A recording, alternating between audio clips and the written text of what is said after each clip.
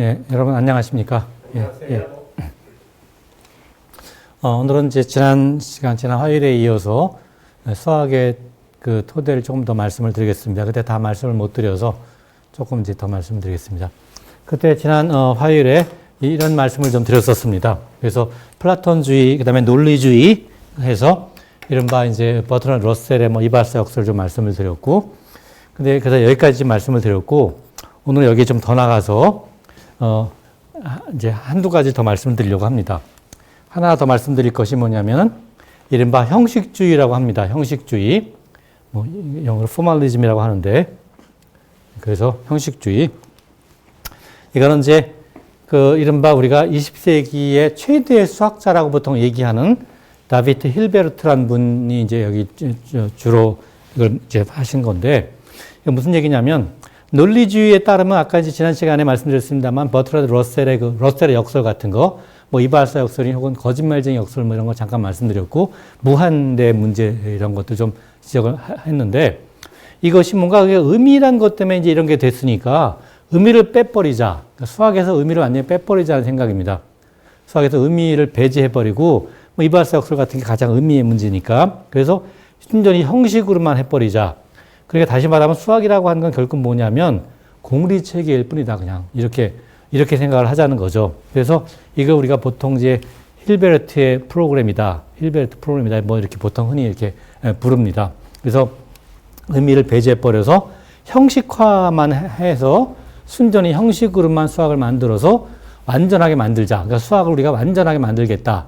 모순이 전혀 없이 그 모든 게 다 일관적인 그런 걸로 만들겠다. 이런 생각인데, 이건 어떻게 보면 다시 약간 좀 플라톤적인 생각을 좀 돌아갔다고 할 수 있을 것 같습니다. 그러니까 뭔가 공리적이고 어떤 절대적인 어떤 관념적인 이데아 같은 그렇게 수학을 구축하겠다. 이런 생각이라고 할 수 있겠습니다. 그래서 이런 힐베르트의 생각에 의하면은 이제 지난주에 말씀드렸습니다만 실수라고 하는 거, 리얼 넘버, 이거는 무한한 자릿수를 가져서 이게 참 문제고, 여기는 이제 연속적인 거죠. 이것이 실제로 생각하자는 겁니다. 이거 실제하는 거다.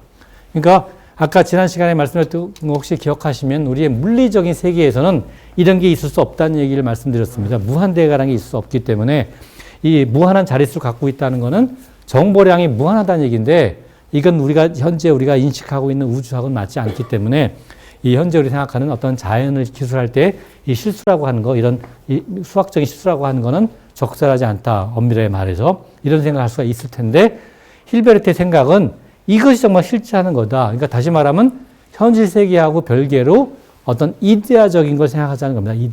이데아적인 관념 측에서 이게 이상적인 것이 다 있다. 이런 관점에서 수학을 구축을 한 거죠.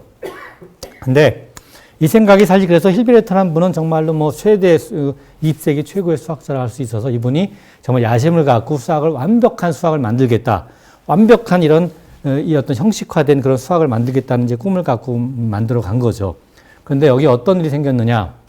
여기에 대해서 이 논리와 이 결정 불가능성이라고 하는, 영어로는 undecidability입니다. 그러니까 결정할 수가 없다는 뜻인데, 이것이 뭐냐. 이 당시에 이제 아주 놀라운 천재적인 수학자라고 하기도 그때는 그랬고, 그냥 학생이 하나 등장을 했는데, 이 쿠르트 괴델이라는 분이 등장을 했습니다. 괴델. 이 당시에 그 학생이었습니다. 학생이었는데, 이분이 어떤 걸 했느냐. 불안정성 정리라는 거를 만들었습니다.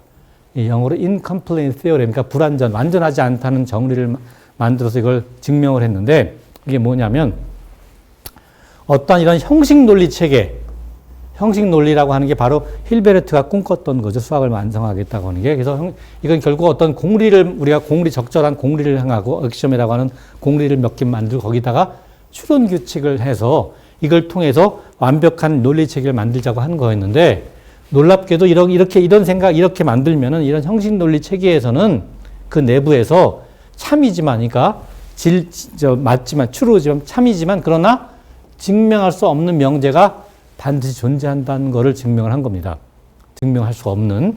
그리고 문제는 여기가 어떤 일관적인 거, 그러니까 컨센서스, 일관성, 다시 말하면 모순이 없다는 것도 증명할 수가 없다라는 겁니다.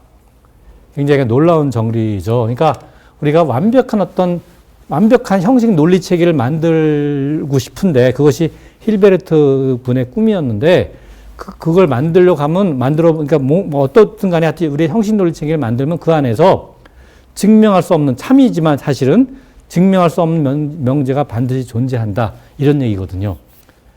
그러니까 완벽한 우리가 논리 체계를 만들 수가 없다는 얘기죠. 다시 말해서. 증명할 수가 없다는 거니까. 그러니까 우리가 어떠한 그런 명제를 증명을 하려고 하면은 그 체계에서는 안 되고 그걸 포함한 어떤 하나의 상위의 체계가 필요하다는 얘기입니다. 그러니까 한 단계 위에서 해야지 우리가 증명할 수가 있는 건데 한 단계 위로 올라가게 되면 거기서 또 증명할 수 없는 명제가 또 존재한다는 얘기거든요.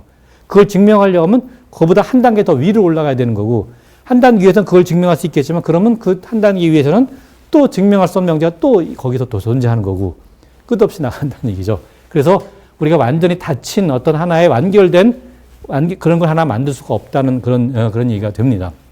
이게 굉장히 놀라운 그런 그 정리를 그 당시 학생인 그 대학원생이었던 괴들이 증명을 해서 그때 힐베르트라는 분은 그때 최고의 수학자로 대가였고 괴들은 아주 젊은 그 학생이었는데 학생이 이걸 딱 증명하는 바람에 힐베르트의 야심이 완전히 그냥 꺾여버린 거죠. 그 당시 이건 참 그 놀라운 그 수학의 그 역사입니다. 그래서 뭐 증명하는 건 이제 생략을 하겠습니다. 이 증명을 어떻게 하냐는 거는 뭐 이렇게 그러니까 이게 핵심은 자연수라고 하는 게 여기 사실 핵심입니다. 자연수라고 하는 거는 이제 실수가 아니라 그냥 우리가 셀 수 있는 숫자니까 1, 2, 3, 4 나가는 정수를 말하는 건데 자연수를 도입해서 한 거라서 사실은 이게 그러니까 그래서 뭐 자세히 생각하겠습니다. 그러니까 만약에 우리가 자연수가 아니라 실수 체계를 통해서 뭔가 이런 걸 만든다고 하면 그건 가능할지도 모릅니다. 왜냐하면 이 괴들의 정리의 바탕은 자연수 체계에서 불가능하다는 걸 보인 거기 때문에 우리가 실수 체계로 혹시 할 수 있다고 하면은 그거는 우리가 말할 수 없는 겁니다. 근데 이제 지난 시간에 말씀드렸던 우리가 GFC라고 하는 거, 좀 너무 전문 용어긴 합니다만, 제레멜로, 프랭켈, 그 다음에 이제 이게 그 초이스라고 하는 그 액션을 통한 이것이 현재 우리가 생각하는 가장 표준의 공리 체계인데 이것 자체가 자연수의 체계에 입각하고 있기 때문에 그래서 이 괴들의 정리에 그 적용을 받기 때문에 역시 말하자면 그 완벽한 그런 그 형식 논리 체계를 완전한 형식 논리 체계는 우리가 만들 수 없다는 그런 뜻입니다. 여기 대해서는 뭐 증명은 규리법을 증명하지만 하여튼 생략하겠습니다. 간단하게 설명해 주실 수 없어요? 어떻게 증명을 했는지? 그러니까 뭐 여기 이렇게 쓴 건데 이거 굉장히 좀 전문적인 거라서 설명하기 굉장히 어렵습니다. 사실 우리가 괴들수라는 거를 이제 정의해서 하는 건데 이게 다시 말하면 쉽게 말하면 이게 규리법이기 때문에 무슨 얘기냐면 증명할 수 있다고 가정하면 모순이 생기는 걸 볼 수가 있는 거거든요. 그러니까 증명을 못 한다는 얘기죠. 참이든 거짓 어떤 우리가 명제가 있었을 때 그 명제가 참이든 거짓이든 우리가 증명할 수 있다고 가정하고 하게 되면 반드시 모순에 도달하게 되는 겁니다. 이것이 이제 핵심인 건데 자세한 거는 굉장히 좀 길게 증명해야 되기 때문에 여기서 설명이 좀 어렵고 굉장히 전문적인 얘기입니다. 사실은 그래서 여기 피아노 공리계란 말 썼는데 이것도 사실 전문적인 거라서 생략하겠습니다. 사실. 근데 아무튼 핵심은 뭐냐면 이렇게 하면은 힐베르트가 야심차게 생각했던 그런 아이디어가 성립할 수 없다는 얘기가 되고 쉽게 말씀드리면 형식논리 체계라고 하는 거는 완전하게 존재할 수 없다는 걸 보인 겁니다. 사실은 이게 정말 놀라운 결론이고 그래서 결국 말하면 뭐냐면 우리가 어떤 수학적인 구조 여기서 수학적인 구조라고 하는 건 바로 형식주의에 입각한 형식논리 체계를 말하는 건데 그거는 무한히 많은 수준을 지니면서 각 수준에서 모든 진리를 하나로 담을 수 없다는 거죠. 하나의 체계로. 그러니까 우리가 어떤 하나의 체계에서 우리가 거기에 모든 걸 담으려고 하면 거기도 증명할 수 없는 게 반드시 존재하니까 그걸 증명하려고 하면 한 단계 위에서 또 해야 되는 거고 거기도 그걸 증명하려면 거기도 또 증명할 수 없는 게 또 생겨나고 그걸 증명하려고 하면 또 한 단계 위로 가야 되고 이게 끝없이 되기 때문에 결국 무슨 얘기냐면 논리를 통해서 이게 굉장히 중요한 게 뭐냐면 논리를 통해서는 자체 완결성에 도달할 수 없다는 뜻입니다. 이게 가장 핵심. 그러니까 논리에 한계가 있다는 걸 말해주는 거죠. 다시 말씀드리면. 그러니까 논리라는 건 완벽할 수 없다는 뜻입니다. 쉽게 말씀드리면. 그러니까 좀 논리를 갖고는. 그래서 우리가 이게 왜 그러냐. 어떤 순수한 논리적인 관념이라고 하는 거가 순수하게 이렇게 이거는 결국은 사실 이게 서구 사상에서 여기 썼습니다만 서구 사상, 서구 형이상학의 전통이 바로 아까 이제 이원론이라고 말하는 거, 우리 현상과 본체를 둘로 나누는 본체가 이데아고 현상은 우리가 눈에 보이는 것들은 그냥 말하자면 이렇게 본원적인 게 아니다고 생각하는 그런 이원론과 이런 순수한 논리적 관념이란 게 사실은 서구 형상의 굉장히 중요한 전통인데 이거가 이원도 나중에 말씀드리겠지만 이원론도 뭔가 문제가 있는 거고 그다음에 이러한 논리적 관념이란 것도 뭔가 문제가 있다는 걸 보인 거거든요. 사실 교회들의 이 불완전성 정리라는 것이. 그래서 이거는 우리가 동아시아로 넘어오게 되면은 동아시아의 유명한 그 예를 들어서 도가 사상의 핵심이 이제 도덕경, 노자 도덕경이라고 하면은 거기에 가장 처음에 1장에 제일 먼저 나오는 용어가 바로 명가명 비상명이라는 거죠. 이 앞에 이제 도가도 비상도 명가명 비상명이라는 게 나와서 이 말의 의미가 뭐냐. 이렇게 우리가 뭘 하나 이렇게 딱 규정한다는 것 자체가 뭔가 적절하지 않다는 걸 보여주는 거라서 사실은 이 생각이 이런 서구 사상의 전통이라는 게 사실 동아시아 전통과 굉장히 다르기 때문에 이런 것들이 20세기 들어와서 이런 것이 알려지면서 사실은 전통적인 이 서구의 사상보다는 오히려 동아시아 전통적인 사상이 훨씬 더 적절하다는 거 오히려 보여준다고 생각이 됩니다. 그래서 이것이 우리가 이제 이른바 이런 논리와 이런 결정 불가능성이라고 하는 거를 우리가 잘 표현해 주는 게 예술로 잘 표현해 주는 게 우리가 이른바 야릇한 고리라고 말하는 건데 이게 뭘 말하느냐 하면은 이 야릇한 고리라는 건 이제 좀 이따 보여드리겠습니다만 이게 뭐냐면 우리가 의미를 소통할 때 우리가 반드시 한 단계 위에서 고찰하는 게 필요하다. 다시 말하면 이게 형식 논리 체계가 어떤 하나의 체계에서는 불완전하기 때문에 그거를 거기에 불완전한 걸 이렇게 다시 완전하게 만들고 싶으면 한 차원 위에서 봐야 되는 거고 한 단계 위에서 그럼 거기 또 불완전하기 때문에 또 한 단계 위에서 봐야 된다. 이런 거를 우리가 한마디로 표현하면 하여튼 좌우간 한 단계 위에서 봐야 된다. 이런 뜻이거든요. 이거를 예술적으로 잘 형상한 것들이 이제 그 중에 하나 흥미로운 게 이렇게 야릇한 고리라고 부르는 건데 야릇한 고리란 게 무슨 얘기냐. 부분적으로는 모순이 없지만 전체적으로는 잘못되는 걸 말하는 건데 이 그림 보시면 유명한 거죠. 애쇼라는 분의 이제 판화 그림인데 드로잉 핸즈라는 그러니까 그리는 손이라는 건데 이게 보시면 보시다시피 이렇게 여기 손이 이 펜을 갖고서 이렇게 그림을 그리는데 이게 와시아스의 소매킷을 그리는데 이게 보시면 이 와시아 소매킷에서 이렇게 나온 손이 역시 또 펜을 갖고서 와시아스의 소매킷을 그리는데 이것이 뭐냐 바로 이 손에 해당하는 거니까 우리가 보시면은 자, 이 부분만 보면은 아무런 모순이 없지 않습니까?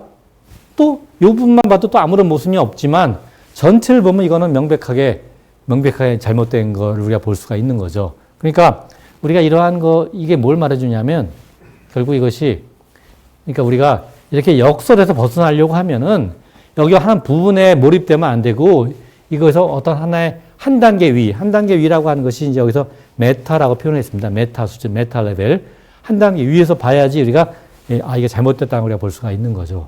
그러니까 여기 한 단계 위가 아니라 그냥 이 안에 들어가서 본다고 하면 잘못됐다는 걸 우리가 찾아낼 수가 없다는 뜻입니다.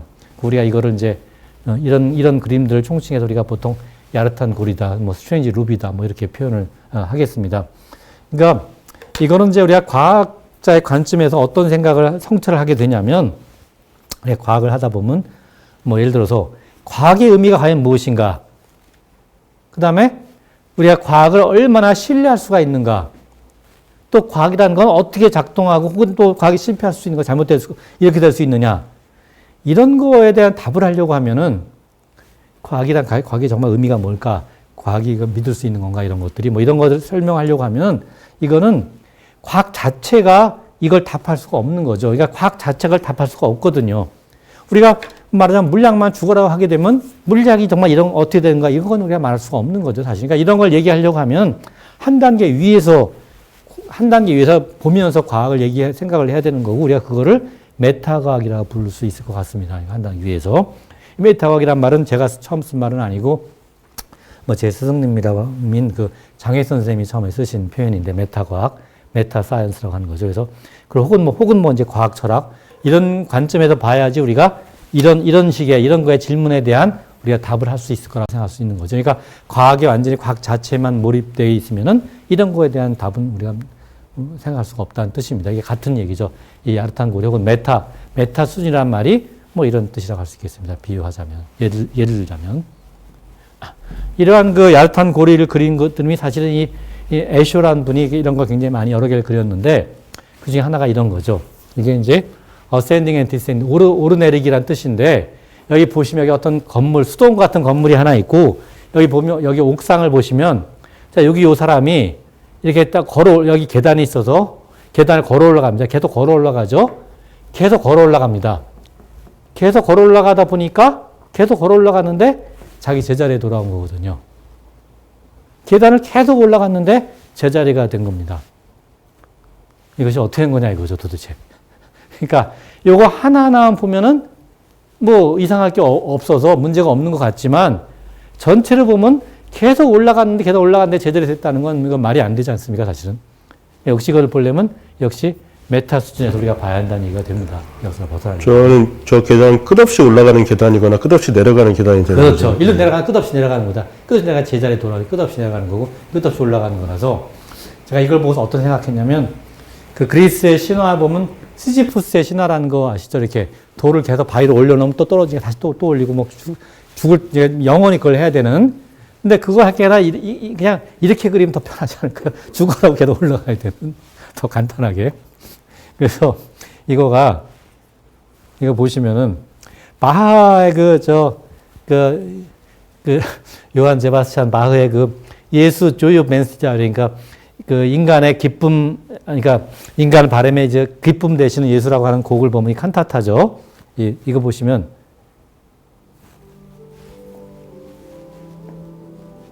잠깐만 들어보시면.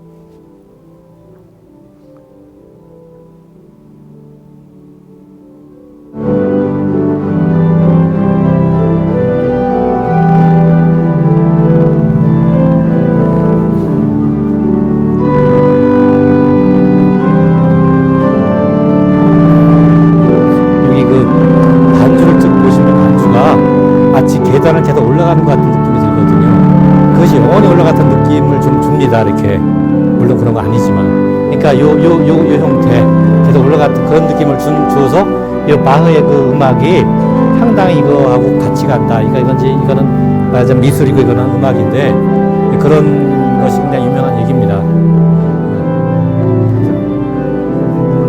네, 발명 오리지만 하여튼 여기 음이 계속 반주가 쭉쭉 올라가는 게 올라가다 보면 내려 다시 올라가지만 마치 계속 올라가는 느낌을 그런 걸 주어서 상당히 유명한 얘기죠.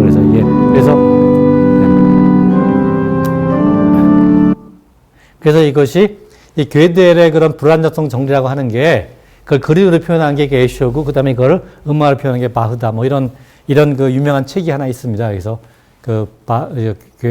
괴델 에쇼 바하라고 하는 유명한 책이 하나 있지만 하여튼 그다음에 이거가 흥미로운 그림이 또 하나 있는 것이 이런 게 있습니다. 이것이 에쇼의 그림인데 폭포라고 하는 그림인데 폭포. 여기 보시면은 여기 물이 흐르거든요. 여기 보시면 조금 경사가 졌습니다. 여기 경사가 져서 물이 흘러서 계속 경사가 흘러가죠. 계속 흘러가는데 여기서 폭포가 돼서 이렇게 내리면서 물레방아를 돌리는데 다시 원래 자리에 돌아오는 겁니다. 이렇게. 그러니까 계속 흘러서 내려갔다가 다시 폭포가 돼 다시 원위치가 되는.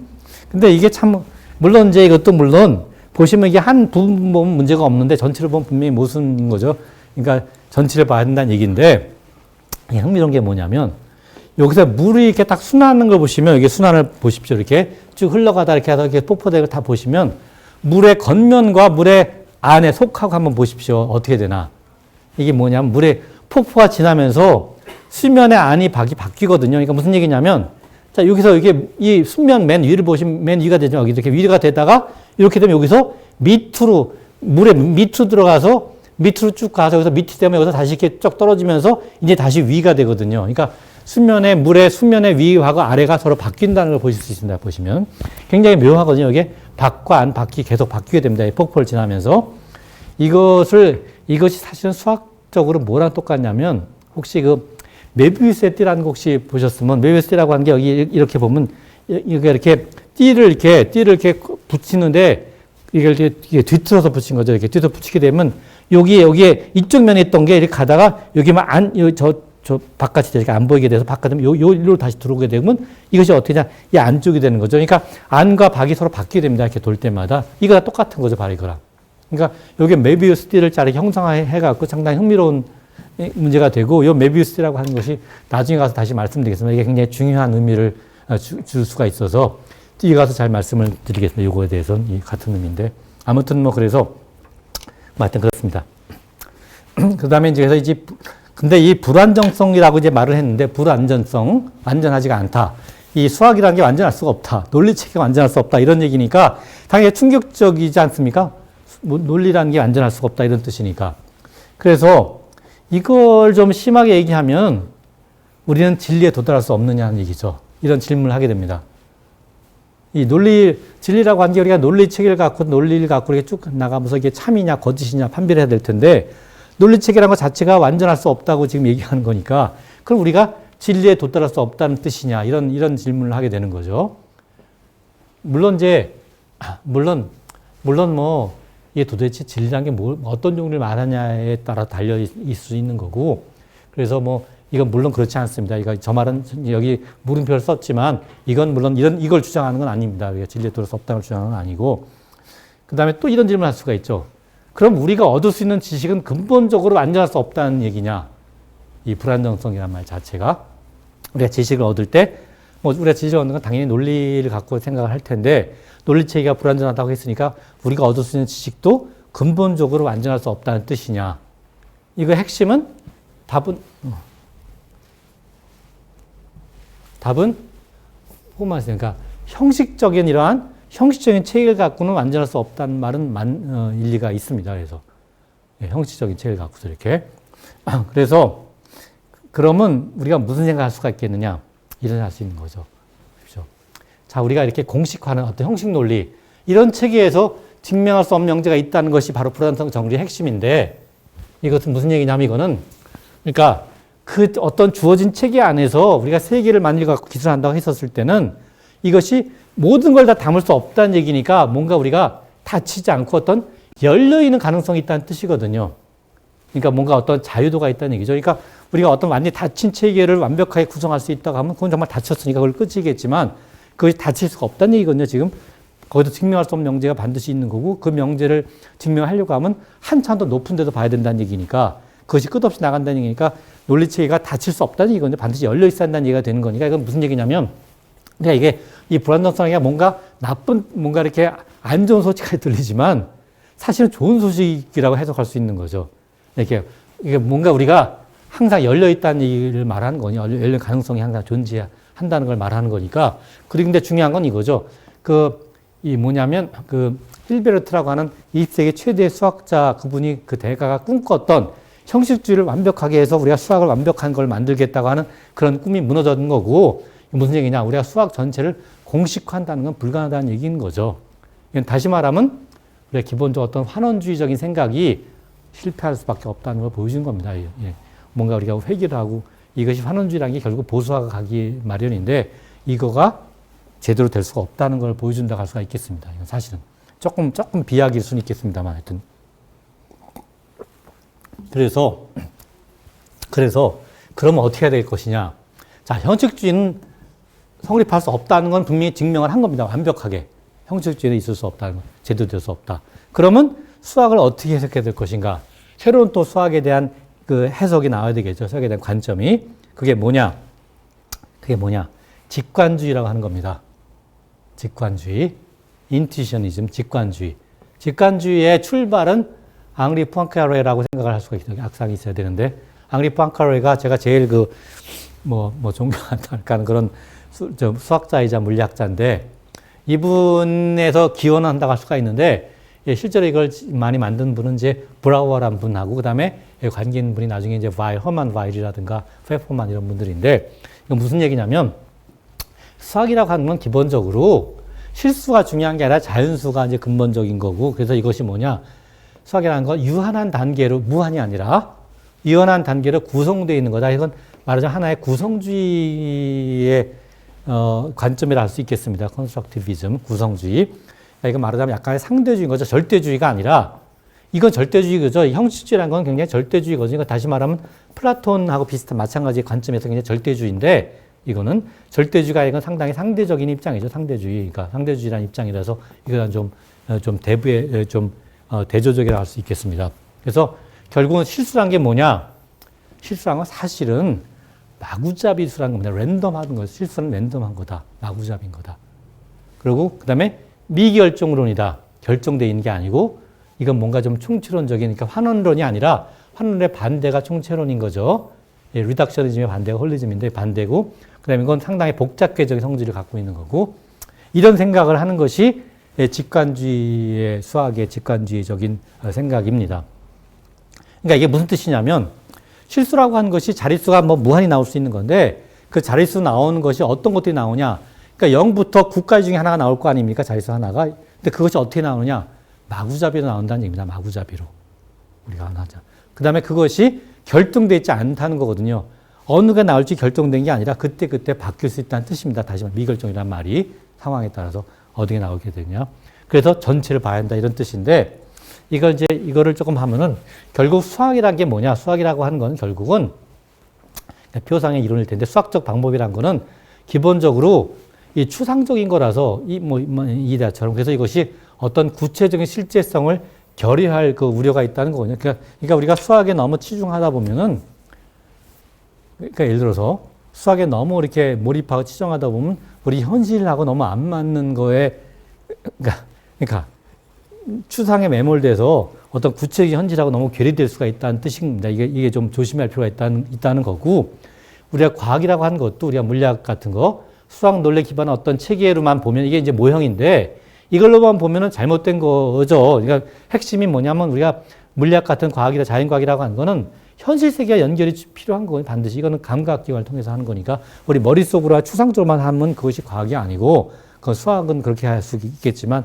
우리가 과학을 하려고 하면 그걸로 끝이 아니라 반드시 우리 감각기관을 통해서 우리의 경험 세계하고 연결이 돼야 한다는 얘기거든요. 반드시. 그러니까 이걸 우리가 경험적 적합성이라고 부르는 거죠. 그러니까 이것이 반드시 있어야 한다는 얘기가 되고 그래서 따라서 우리가 너무 계산에만 치중하게 되면 과학을 할 때 이것이 이 계산이라고 하는 게 수학의 계산이라고 하는 건 기본적으로 추상화를 맞는 건데 그걸 잊기 쉽다는 얘기죠. 그래서 이런 표현을 씁니다. 추상의 올이란 말 처음 들어보시죠? 올. 이게 대가의 우리말이거든요. 대가란 말의 토박이 말, 대가란 말은 이제 한자어고 대가의 토박이 말이 올인데 이 추상의 대가가 뭐냐? 바로 현실의 빈곤화라고 합니다.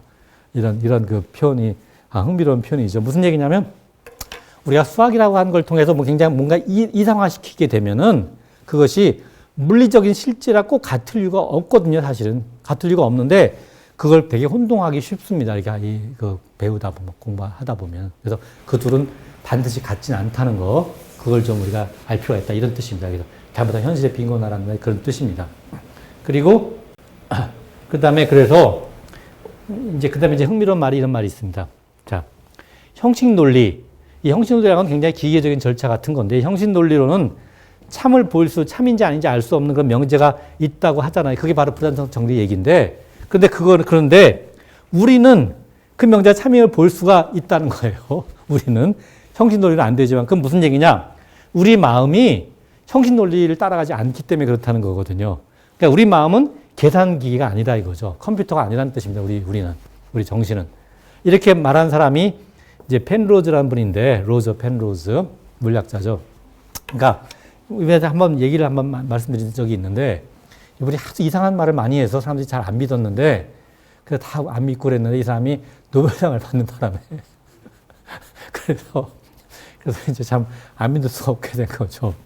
그래서 하여튼, 그러니까, 이분은 굉장히 독특한 여기에 대해서 우리가 정신과 이런 수학 계산과 논리와 이런 것에 독특한 관점을 갖고 있어서 그걸 나중에 기회가 되면 좀 설명을 좀 자세히 드리려고 합니다. 그러니까 어쨌든 그러니까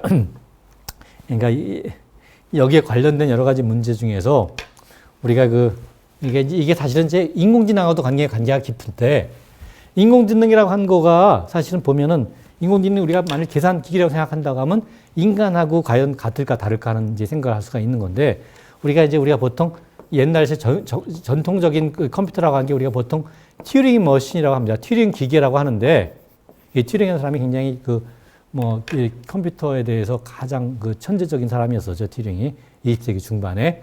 그래서 튜링 머신이라고 하는 거에 따르면은, 그러니까 튜링 머신이라고 하는 거는 이제 우리가 알고리즘을, 그러니까 풀이법을 만들었었을 때, 튜링 머신을 우리가 풀 수 있느냐 없냐가 이제 중요한 문제가 되는데, 우리가 여기에 이제 튜링 머신으로 풀 수 없는 문제, 중요한 문제가 하나가 그 정지 문제라는 게 있습니다. 정지 문제. 영어로는 홀팅 프로블럼이라고 그러죠.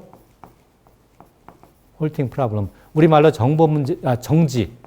이게 무슨 얘기냐면 우리가 그러니까 어떠한 문제를 이렇게 쭉 이렇게 만들었을 때 이것이 끝날 것인가 아니면 안 끝날 것인가. 이제 그거를 우리가 결정할 수 있는 방법이 없다는 겁니다. 그러니까 연산이 불가능하다는 얘기거든요. 홀팅 프로블럼이라고 하는 건 이게 언젠가 끝날 것인가 아니면 안 끝나고 영원히 돌 것인가. 쉽게 말하면 컴퓨터를 돌릴 때 그거를 우리가 판단할 수 있는 그거를 딱 말해줄 수 있는 알고리즘이 없다는 얘기입니다. 이게 홀팅 그게 굉장히 유명한 문제거든요. 그러니까 이런 문제들이 바로 말하자면 이런 거나 관련이 있을 거다라고 생각하는 겁니다. 형식 논리를 통해서 우리가 할 수가 없는 이런 문제. 그렇지만 그래서 하여튼 이게 굉장히 흥미로운 문제들이 돼서 그럼 이것이 우리 인간은 이걸 과연 할 수 있을 것인가 하는 거는 인간의 의식이라고 하는 거는 이렇게 기계가 아니고 완전히 다를 수 있다. 어떻게 다르냐? 이 펜로즈의 주장에 따르면 인간의 이 의식이라고 하는 거는 놀랍게도 양적학하고도 관련이 깊고 그 다음에 중력하고도 관련이 깊다고 하는 굉장히 우리가 언뜻 받아들이기 어려운 그런 아주 특이한 생각을 합니다. 이분은. 그래서 양자역학과 중력 이런 문제가 우리 의식에 결부되기 때문에 의식이라는 건 굉장히 아주 독특한 아주 다른 거라서 이런 거에 지배를 받지 않는다. 뭐 그런 생각을 한 겁니다. 대강에게서. 거기에 대해서 기회가 되면 나중에 한번 다시 자세히 말씀드릴 수가 있습니다. 그 문제가 무슨 뜻인가 하는 건. 자, 하여튼 뭐 이건 조금 너무 구름 잡는 얘기고 그래서 그래서 이제 약간 좀 정리를 하면은 자, 우리가 수학의 토대라고 하는 걸 이제 크게 따지면 그래서 만일에 가장 핵심적인 거 두 개를 말씀드리면 이것이 형식주의냐 아니면 직관주의냐. 형식주의라는 건 굉장히 공리에 기반을 해서 논리적으로만 쫓아가는 거고 직관주의라는 건 약간 컨스트럭티브라는 건 구성해 나가는 거죠. 이제 좀 구성해 나가는 건데 그래서 이것만 말씀드리겠습니다.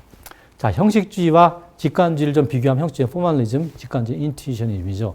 여기서는 형식주의라는 거는 의미를 빼고 형식화를 하고 수학이라는 게 바로 공리적 체계라고 수학을 이해하는 거고 그 다음에 직관주의라는 건 수학이라는 거는 구성하고 있는 거다.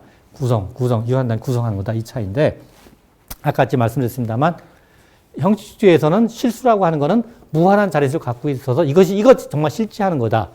그래서 이건 아까 말씀드렸습니다만 유한한 우주라든가 유한한 정보량과는 좀 서로 이제 맞지 않는다. 이거는 물리적인 실제죠. 물리적인 실제와 맞지 않는 거라서 아까 이런 말씀드렸죠. 수학적인 그런 실수라고 하는 거는 물리적으로 실질적이지 않다는 말씀드렸고 그래서 자릿수라는 건 아까 말씀드린 마구잡이이기 때문에 실수 자릿수가 무한히 많이 나올 수 있는데 그건 다 마구잡이로 나오니까 이게 정말로 트루 랜덤 정말 마구잡이 나오는 거고 그래서 이것은 마구잡이수라고 할 수가 있겠습니다만 근데 자 직관주의의 입장에서는 실수라는 것이 뭐냐 이것이 과정이고 실수를 만들어가는 과정이고 자릿수라고 하는 것이 시간에 따라 물론 마구잡이지만 시간에 생성되는 거거든요. 그러니까 이 형식주의에서는 실수의 자릿수라는 건 이미 주어져 있는 거고 이 직관주의에서는 실수의 자릿수라는 것이 생성되는 이건 말하자면 존재고 이건 생성인 거죠. 이건 being이건 become이라 할 수가 있겠습니다. 선택의 연쇄라고 하는 거고 이것이 시간과 굉장히 따라서 시간이라는 거하고 말하자면 대응된다라고 생각할 수가 있겠습니다. 그러니까 비유하자면 뭐냐면 이겁니다. 좋은 비유가 자 무한히 많은 주사위를 한꺼번에 확 던지는 겁니다. 이쪽에 한꺼번에 던져서 나온 결과를 갖고 이 실수의 자릿수를 딱 이미 결정을 한 거죠, 처음에. 반면에 이쪽은 직관주의에서는 무한개의 주사위를 그러니까 한꺼번에 던지는 게 아니라 한 번씩 하나 던져도 하나 결정, 또 하나 결정 이렇게 하자는 뜻입니다. 이렇게. 그래서 차례대로 결정하는 거죠. 한꺼번에 결정하는 거고. 그래서 이건 미리 결정되어 있지 않다는 거죠. 이런 면에서 미결정론이라 할 수 있겠습니다.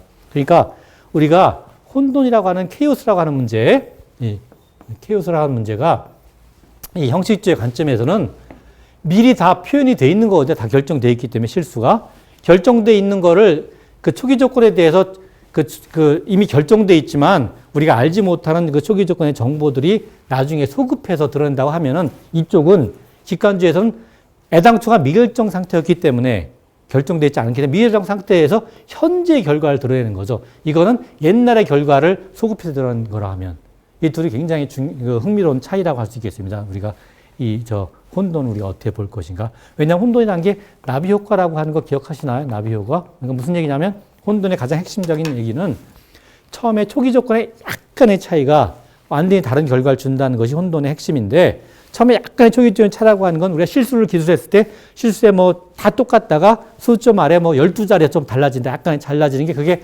결과가 완전히 실제 나중에 결과가 달라지게 되는 게 혼돈인데 그러면 수점 이 아래 뭐 12자리짜리가 무슨 수가 오느냐가 이 관점에서 형수주의 관점에서는 미리 정해져 있었던 거거든요. 사실은 미리 정해져 있었던 건데 그것이 소급해서 나중에 그 차이가 나타나는 거고 이쪽의 직관주의 입장에서는 그 수점 아래 12자리에 있는 숫자가 뭐였다는 거는 미리 결정됐던 것이 아니라 과정에서 그때그때 결정된 거기 때문에 현재 결과를 나타낸다라고 말할 수 있다는 겁니다. 그게 상당히 흥미로운 차이고 그래서 지금 보시면 그다음에 이 경우에는 그래서 우리가 배중률이라고 말하는 배중이 무슨 얘기냐면 참이냐 거짓뿐이라고 하는 건데 이걸 통해서 우리가 규리법이라는 게 생기는 거죠. 참이냐 거짓이냐 모순을 드러내기 때문에 그걸 통해서 우리가 이거는 이제 잘못이다라고 말하는 규리법인데 이거는 이 직관주의에 따르면 배중률이라는 게 성립하지가 않거든요. 그러니까 참과 거짓이라는 게 왜냐하면 우리가 미래에 대해서 어떤 진술을 했을 때 이게 참인도 아니고 거짓도 아닐 수가 있는 거죠.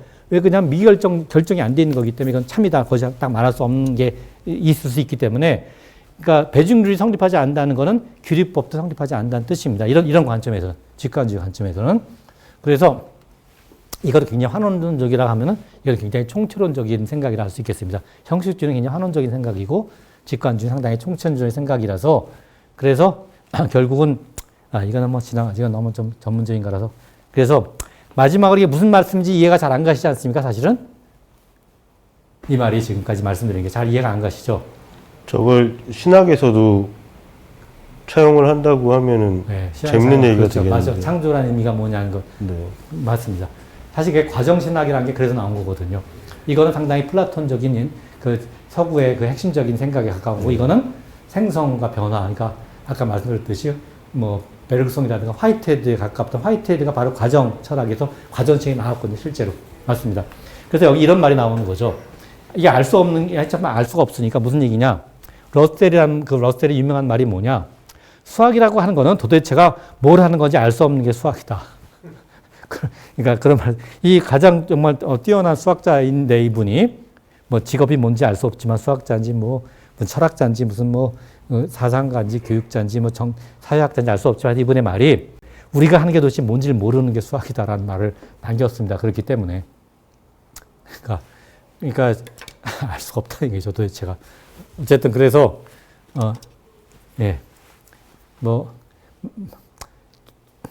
기왕 하는 김에 조금만 더 할까요? 하나만 더 하고 마치겠습니다. 이거 하는 것만.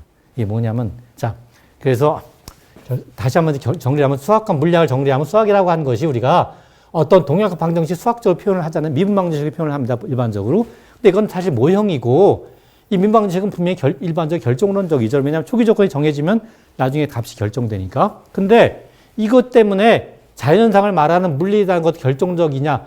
꼭 그렇다는 보장이 사실은 없는 거거든요. 이것이 완전히 같은 거라고 보통 인식을 많이 해왔습니다. 역사적으로 지금 사실 그게 만약에 배워왔는데 꼭 그렇지 않다는 뜻입니다. 이게 사실은 반드시 그렇지 않을 수 있다는 거고. 그래서 사실은 우리가 물리 자체가 비결정론적인 물리가 있을 수 있다는 거. 사실은 우리가 물리랑은 다 결정론이라고 사실 믿어왔죠. 우리가 무의식적으로 그렇게 생각해왔는데 안 그럴 수 있다는 거.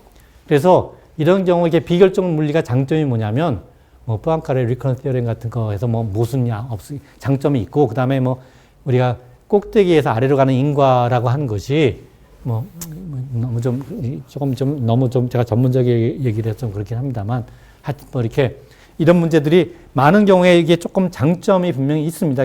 물리가 반드시 결정론이 아니라고 받아들이게 되면은 여러 가지 좀 어려운 문제들이 많이 해결이 되는 면이 분명히 있습니다. 사실은. 그래서 제가 그걸 좀 말씀드리고 싶은 거고. 그래서 하다 보니까 너무 좀 이렇게 전문적인 얘기가 나오는데 이것만 보시죠. 무시하시고 형식주의 수학과 직관주의 수학에서 아까 말씀드렸지만 형식주의 수학에서는 환원주의적인 생각이고 직관주의 수학은 좀 총체주의라고 해서 물리학에서도 이런 쪽에 가까운 물리학이 있고 좀 이런 쪽에 가까운 물리학이 있습니다. 복잡계라는 건 분명히 이런 쪽에 더 가까운 물리학이라 할 수가 있겠고, 한 가지 조금 더 이상한 말씀을 드리면, 우리가 의식이라는 게 속도가 얼마나 될까? 우리가 생각하는 어떤 의식을 갖고 뭘 생각하는 것이 속도가 있겠죠. 무한은 아닐 테니까. 그 속도가 얼마 될까? 유명한 실험이 있거든요. 우리가 보통 인지 뒤처짐이라고 하는데 무슨 얘기냐면, 내가 어떤 생각을 해갖고 어떤 행동을 한다고 했었을 때, 생각하는 거가 얼마나 빨리 일어나서 행동을 하게 되는가 하는 거 유명한 실험이 있는데, 놀랍게도 내가 의식적으로 생각해서 이렇게 하겠다고 하는 것보다 더 먼저, 그렇게 내가 의식한 것보다 더 먼저 행동이 결정된다는 놀라운 실험이 있습니다. 뒤에 가서 다시 한번 말씀을 드리려고 합니다만, 하여튼 굉장히 이상한 거거든요. 그러니까 내가, 예를 들면 내가, 요걸 던지겠다고 생각을 해 던지는 거 하고, 내가 생각한 것보다 더 내가 모르게, 내가 그런 인식을 못 했는데 그냥 먼저 던지게 된다는 얘기거든요. 인식하기 전에. 이것이 굉장히 놀라운 아주 흥미로운 실험인데, 하여튼 그런 것 때문에 이게 뭘 말하고 있냐면 사실은 우리 현재라고 우리 생각하는 순간이라고 하는 것이 놀랍게도 시간의 죄송합니다.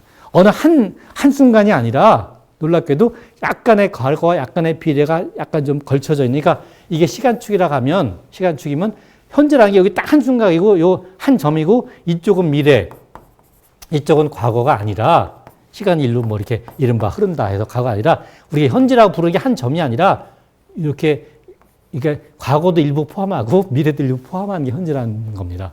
굉장히 이상한 생각이죠. 인지 뒤처짐이라는 걸 볼 때 다시 현재라는 저희가 현재라는 지금이라는 말을 쓰는 것 자체도 제가 지금이라고 말을 하는 순간도 시간이 계속 지나가고 이미 그렇죠. 과거에 갔기 때문에 그렇죠. 그러니까 이게 한순간이 아니라 사실은 그래서 우리가 이런 표현을 쓰잖아요. thick하다. 이게 말하자면 두껍다 이거죠. 약간 두껍다. 현재가 시간적으로 두껍게 있어서 약간 두꺼워서 우리가 보통 생각하는 과거도 조금 있고 현재도 조금 있어서 미래도 조금 있어서 그게 다 현재라는 거죠. 사실 그런 굉장히 흥미로운 그런 생각이 있게 되고 그래서 마저 말씀드리면 수학이라고 하는 게 과연 이데아 세계를 우리가 발견하는 게 수학이냐 아니면 또 다시 말해서 외부 물리적 세계에 수학이 실제 존재하는 거냐 실제 하는 거냐 아니면 근데 그것이 아니라 우리가 보기에 이런 생각으로 보면 이런 직관적 생각을 보면 우리 머리에 물리적으로 존재하는 거냐 수학이라는 건 우리 머리에 존재하는 건데 물리적으로 존재하는 거냐 그래서 다시 한번 이렇게 말할 수 있을 것 같아요. 과학이라는 거는 과학을 수학 논리에 기반한 체계로만 보지만이고 감각을 통해 현실 세계에 연결돼야 되기 때문에 그러니까 그래서 경험적 접근이 필요한 거다. 이 과학이라는 건 당연히 이걸 다시 강조하고 그래서 아까 말씀드렸습니다만 수학이라는 것만 시중하다 보면 너무 추상적이라 구체적 있기 쉽게 되고 그 다음에 이것이 뭐 계산에 추정하게 되면 이제 이런 문제가 생길 수 있다는 거, 혼동이 생길 수 있다는 거고 그래서 마지막으로 그래서 이 근본주의라고 하는 거는 종교적인 근본주의나 이런 수학의 근본주의나 사실 다 내가 보기에는 기본적으로 사상이 비슷한 맥락이라고 생각이 됩니다. 사실 그래서 그거는 어떤 분석적인 환원주의의 성공을 너무 잘못 해석해서 모든 걸 다 여기다 이렇게 밀어넣으려고 하는 거죠. 그러니까 무슨 얘기냐면 수학적 표현이라고 하는 게 분명히 간명하고 어떤 압축적인 그런 표현인데 이것이 한계가 분명히 있는데 이 한계를 무시하고 그걸 잘못 해석해서 너무나 밀고 가는 거죠. 모든 거가 다 여기에 이걸로 다 된다. 이렇게 생각할 수 있다고 너무나 그걸 밀어붙인다고 할까요? 이런 생각이 굉장히 좀 잘못된 생각인데 수학을 너무나 이 형식주의나 이런 플라토니즘 같은 형식주의에 너무 여기에 치중해서 수학을 하다 보면은 이렇게 되기가 쉽습니다. 분명히. 그래서 이가 이론을 공식화하는 게 다 기획 질서를 담게 되는데 이것이 보수화가 되기 쉽고 그 새로운 시각을 금지하고 획일화될 위험이 있다는 거죠. 말하자면 복잡성이 결여가 돼서 이게 너무 이게 치중하게 되다 보면 사실은 이거는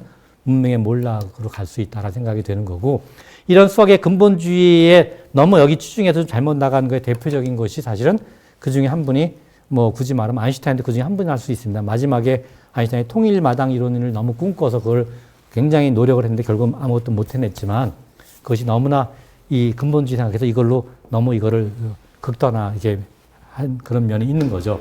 그래서 현재 보면 제가 생각할 때 많은 수학자분들은 이 수학의 한계를 아시고 계시면 당연히 아시고 계시죠. 이렇게 수학의 한계를. 근데 그래서 아시고 계십니다 불구하고 그러니까 이런 완전한 수학이라는 거는 있을 수 없다는 거를 알고 계실 텐데 그럼에도 불구하고 너무나 이게 현실 세계에 무관심합니다. 수학 분들은 추상 세계에 머물러 있는 거 그냥 거기 머물러 있고, 그 다음에 물리학하신 분들 중에 너무 이쪽에 치중하는 분들은 형식에 이런 분들 이런 추정하는 분들은 이런 분들은 그러니까 이 저런 게 불가능하다는 걸 너무 이런 환원적인 걸 끌고 나가는 게 불가능하다는 걸 좀 외면하고 아직도 계속 좀 꿈을 꾸시는 것 같아서 뭐 하여튼 저는 개인적으로 좀 그런 느낌이 좀 듭니다. 하여튼 조금 제가 지금 이 마지막 한 장이 좀 너무나 이렇게 전체적으로 좀 요약을 한 건데 너무 좀 이렇게 빨리 좀 말씀을 드려서 조금 좀 좀 이렇게 따라오시기가 좀 힘드셨을 것 같지만 하여튼 이걸로 일단 오늘은 마치려고 합니다. 그래서 일단 다음 시간에 말씀드리고 싶은 것은 아직 제 생각보다 수학을 많이 말씀을 못 드렸는데 이렇게 문제가 되면 그러면 이제 어떻게 해야 될 것인가? 그러니까 우리의 꿈이라든가 우리 희망은 어떻게 할 것인가? 이게 지금 이렇게 형식 논리 체계에 하다 보면 이게 문제가 된다는 걸 말씀을 드린 거고, 그러면 우리가 형식 논리 체계를 좀 벗어나서 좀 다르게 좀 가야지 우리 인간의 사고가 훨씬 더 발전할 수 있을 거라는 생각을 하실 수 있지 않겠습니까? 그것이 뭐냐? 제가 이 수학을 하면서 이 부제를 뭐라고 하냐면 수학의 부제를 제가 논리와 상상이라는 이름을 붙였지 않습니까? 그럼 이제 짐작이 가시죠? 그러니까 이걸로는 안 된다는 얘기지 않습니까?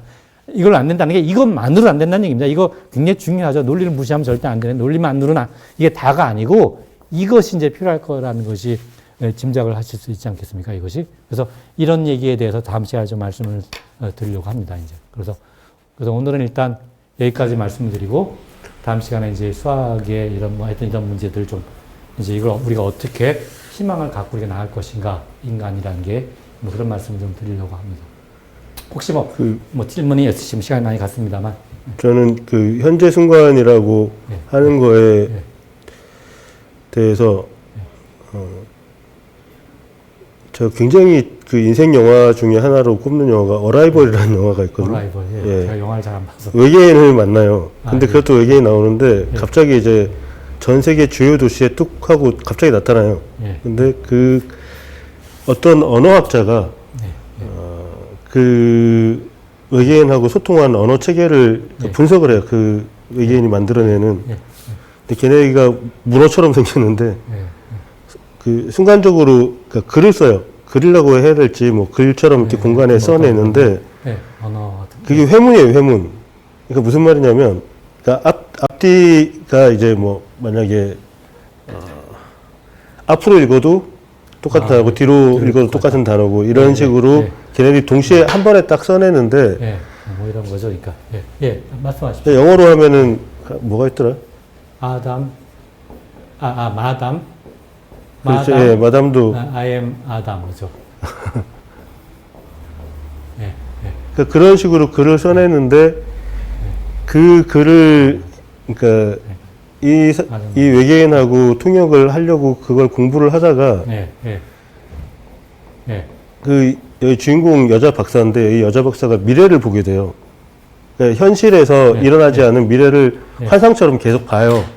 나중에 그걸 어떻게 해석하냐면 외계인하고 소통을 해본 결과 이 외계인은 자기네들이 수백 년 후에 자기들 문명이 절멸을 하는데 그때 자기들이 도움을 받기 위해서 지금 인류한테 이 언어를 가르쳐 준 거예요. 뭐 특별한 기술을 준 게 아니고 언어 자체가 전해주고 싶은 지식이었던 거죠. 근데 이걸 어떻게 해석을 하냐면 얘네들은 현재의 개념이 현재 안에 그 글을 우리는 순서대로 쓰잖아요. 뭐 자로든 우로든 쓰는데 그걸 얘네들은 동시에 첫 단어하고 끝 단어를 한 번에 써버리는 거예요. 그러니까 얘네는 그 과거, 현재, 미래가 동시에 있기 때문에 그 언어를 배우는 것이 우리 그런 그 뭐 뇌과학에서 그런 얘기 있잖아요. 우리가 언어 체계를 공부하는 게 실적으로 그 사람들의 의식을 복사해가는 거랑 비슷한 수준으로 가게 되잖아요. 결국에. 그러니까 언어로 우리는 뭐 추상을 하게 되고. 언어가 존재의 집이다라는 말이죠. 네네. 그거를 이제 영화로 만든 거예요. 그래서 그걸 결국에 알게 돼가지고 인류가 그걸로 좀 더 문명이 번성하는 거죠. 그런 쪽으로, 정신적으로. 그게, 거기에 대해서 굉장히 이제 나중에 제가 말씀드리려고 했는데, 우리가 시간이라고 하는 거에서 현재와 지금 과거와 미래라고 하는 게 과연 정말 실제 존재하는 거냐, 아니냐. 이 문제가 굉장히 흥미로운 문제라서 제가 맨 뒤에 인공과 우주에서 시간에 대해서 자세히 말씀드릴 겁니다. 그때. 우리는 네. 직선으로 흐르는 것처럼만 인식을 할 수밖에 없기 때문에. 있지만 네. 아닐 수도 있거든요. 상당히. 아닐 수도 있고. 아니란 주장이 더 크죠. 물리학에서는 사실은. 물리학의 사실. 재밌겠는데요. 네, 그러니까 그거는 제가 네. 그러니까 우리가 그 여러 가지 세 가지 정도 서로 대조되는 개념 그 관점이 존재합니다. 시간에 대한 네. 우리가 그 관점이 거기에 대해서 자세히 좀 제가 마지막에 말씀드리려고 합니다. 그건 시간이라는 게 가장 수수께끼이기 때문에. 그 스페인 학자인가 시간에 대해서 한 몇 년 전에 쓴 책을 한 권 제가 읽다가 잃어버렸는데. 시간 흐르는가? 뭐 존재하는가? 뭐 그런 책들이 있죠. 예, 약간 대중서로 이렇게 물리학에 네네네. 쓴 책. 예. 시간이 정말 흐르는 거냐 아니면 시간이 안 흐르고 네. 물리학에서는 원칙적으로 원래 가장 기초적인 물리학에서는 시간은 흐르는 게 아닌 거죠. 그렇죠. 시간은 그냥 있는 거거든요. 거기에 이렇게 시간 축으로. 상대성 이런 생각하시면 시간이 공간하고 뭐 비슷하니까 네. 공간에 축이 있듯이 뭐 여기저기가 있듯이 시간도 뭐 이때 옛날 뭐 미래 다 이렇게 있는 거니까 시간은 그냥 거기 있는 거고 우리의 인식이 바뀌는 거, 우리의 인식이 옮겨가는 거라고 보는 게 더 기본적인 물리학인데, 그게 정말, 근데 그게 정말이라는 게 아니라, 그것이 가장 기본적인 관점이지만, 그렇지 않다는 관점도 상당히, 그걸 제가 나중에 설명을 좀 드리려고 합니다. 자세하게, 거기에 대해서. 실제로. 알겠습니다. 오늘은 이걸로 일단 마치겠습니다. 고맙습니다. 네, 고맙습니다.